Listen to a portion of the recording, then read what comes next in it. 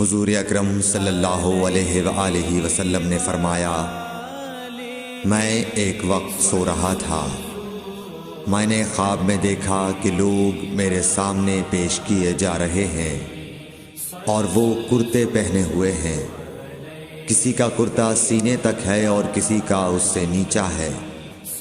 پھر میرے سامنے عمر بن خطاب لائے گئے، ان کے بدن پر جو کرتا تھا اسے وہ گھسیٹ رہے تھے، یعنی ان کا کرتا زمین تک نیچا تھا۔ صحابہ رضی اللہ تعالی عنہ نے پوچھا کہ یا رسول اللہ اس کی کیا تعبیر ہے؟ آپ نے فرمایا کہ اس سے دین مراد ہے۔ صحیح بخاری حدیث نمبر 23۔